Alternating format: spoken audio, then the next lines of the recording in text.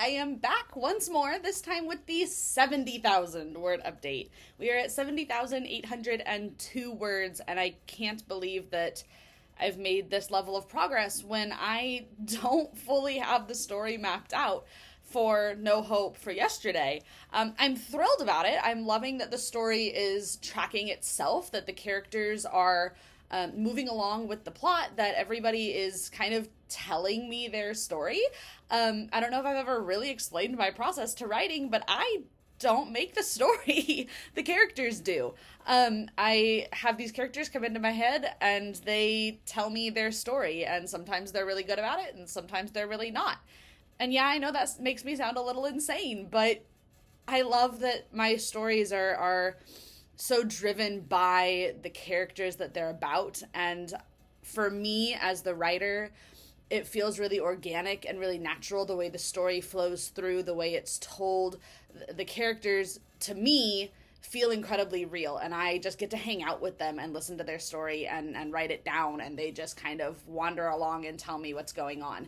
Sometimes that requires me cutting out some things and removing some things and going, hey, that doesn't really belong there. Other times, though, things that at first feel like they don't belong end up becoming really important, which is why I don't cut anything out until the end, if I even do. So this is where this story is at. We're at 29 chapters, and we are now into summer. I've divided my books by season, so No Place Like Tomorrow, we start in kind of the fall, move into the winter, the spring, the summer, back into fall, back into winter. And then the winter 5 years later, and then in No Hope for Yesterday, we start in the winter because we're connecting the two stories at the end, and then move into spring, and now we're finally moving into summer. Chapter 27 takes us into summertime in No Hope for Yesterday, and I'm in chapter 29 at the 70,000 word mark.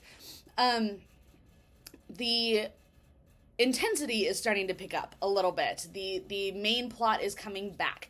Winter and spring in No Hope for Yesterday kind of felt like, what are we doing here? We're kind of meandering. This is kind of mellow compared to the start of No Place Like Tomorrow. And yeah, it is. It's really mellow. I've got some new characters coming in, some new storylines building on the side. I had to bring Q back. I had to bring Austin and Aaron and Caleb all in. I had to bring Zephyr's mate Bailey into the picture. I had to kind of pick up some characters that then will carry the rest of the story through No Hope for Yesterday and then through No Cure for Today as well. So yeah, the first 26 chapters felt a little, what are we doing here? 27, 28, and now 29. We're in the summertime. The hunters are up to some stuff. And it's time for the characters to kind of get back to business and back to reality and into, that's right, we are running an organization that saves magical creatures and we need to go save them. Not that they haven't been doing that the whole time, but it comes back to the forefront. So, that all being said, chapter 29 is where I'm at, and it's what I want to read. I just want to read kind of the beginning part of chapter 29. I want to remind us all that my main characters are still Eyton and Valens. Now, Eyton has kind of had the forefront in No Place Like Tomorrow. He was the one we met first. He was the one that kind of has run everything through. And then in No Hope for Yesterday, Eyton is running this organization, and a lot of the other storylines connect back to Eyton. They all connect back to, he's the boss, he's the one running everything, and we are following his lead. So he kind of pops up in the majority of the chapters. There's a few that don't directly involve him, but he pops up in the majority of the chapters.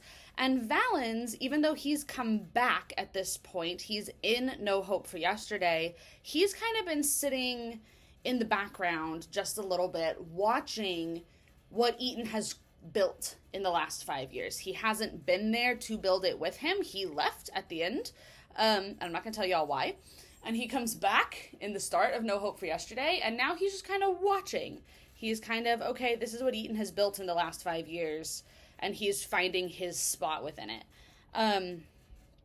But now, I want to read for you chapter 29, where we actually, the camera shifts and focuses in on Valens in a way that it hasn't really before, because Valens is a main character. And part of the ultimate ending of the story, what ultimately happens in No Cure for Today, the crux of that rests on Valens. Without Valens, there would be no story, because Eyton would have died in No Place Like Tomorrow. So I'm going to read you the start of chapter 29, just the start. It's longer than what I'm reading. So enjoy this 70,000 word update for No Hope for Yesterday. Valens has always had exceptional control. Since his youth, he has been particularly adept at staying rational in high-pressure environments. Rarely does a situation ruffle him. Even in the heat of battle, he can see the most logical course of action and act, or react, accordingly. It's what he's been trained for his whole life, to be the perfect general, the perfect true king candidate for a time of war. So when it had been revealed that he was also a prophet, he'd felt part of his control slip from his grasp. He'd been young, not even into his second century of life, but he'd known even then what this meant for him. When Tiresias had shown up and offered to teach him how to control his visions and been subsequently turned away by the elders, Valens had quietly mourned the loss of a teacher and friend. But like the general and king he'd been taught to be, he'd shouldered the burden of prophecy with grace, tucking the talent away to the best of his ability, denying its existence to any who suspected. Until the visions crept into his waking hours. Nightmares and sleepless nights he could handle.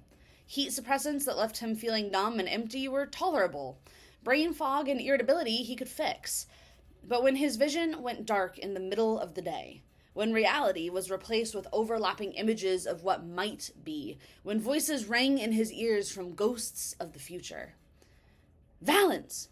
Taj's voice cuts through the air, and a moment later the man is catching his mate as Valens crumbles to the earth. Jairus is there a moment later, his eyes wide as they search for signs of an injury. What happened? I don't know. He was fine, and then he wasn't. Valens! Val, can you hear me? Everything is dark. Too dark. Even the moon refuses to shine. Stars are scattered and too few. There's a single pinpoint of light ahead. A torch? A city? Screams echo from every direction, so many screams, male and female, human and animal. There's no pattern to them. Fear? Pain? The metallic scent of blood fills the air, rotting food, burning flesh. Antiseptic? Bleach? The ground is wet, slippery, but so is the air. Something soaks his clothes. Blood? Rain? Copper and salt touch his tongue when he breathes. The air from outside is fresh, but inside it's stale and musty. Inside.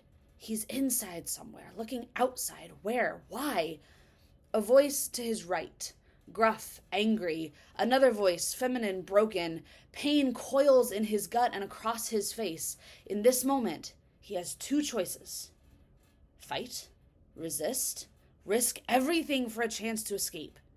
The brave choice. Yield. Bow to the will of the captor. Live to see another day. To see rescue. The smart choice. Valens! Valens groans and forces his eyes open, peering up at Taj and Jairus. The edge of his vision is still dark, and screams echo in his ears even as he focuses on his mates' voices. He hadn't felt himself fall. The sky is fading into a brilliant sunset. Val. Jairus turns his head gently. Hey, what happened? Are you okay? I really want to keep reading, but I'm not going to. Valens' gift of prophecy, to clarify, doesn't mean he can change the future. Just means he can see the most likely possible outcome. But his visions are stronger than even he knows what to do with. And he's ignored them for so long that he doesn't have control over when they appear. Tiresias is another prophet. He's offered to help.